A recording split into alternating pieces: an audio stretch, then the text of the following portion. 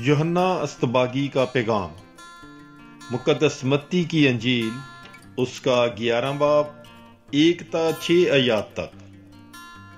और जब यस्सु अपने 12 शिगिर्दों को हदायत कर चुका तो वहां से रवाना हुआ ताकि उनके शहरों में तालीम दे और मनादी करे।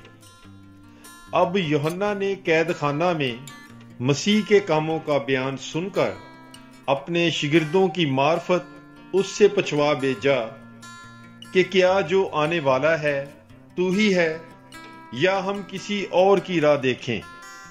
यीशु ने जवाब में उनसे कहा, जो कुछ तुम सुनते और देखते हो जाकर यूहन्ना से बयान करो कि अंधे देखते और लंगड़े चलते हैं, कोढ़ी पाक साफ किए जाते और बहरे सुनते हैं, मुर्दे जिंदा किए जाते हैं और मस्कीनों को खुशखबरी दी जाती है।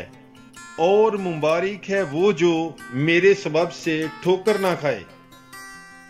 पाक कलाम के पढ़े और सुने जाने पर खुदावंद की बरकत हो, खुदा का शुक्र हो। God bless you. Bible is life.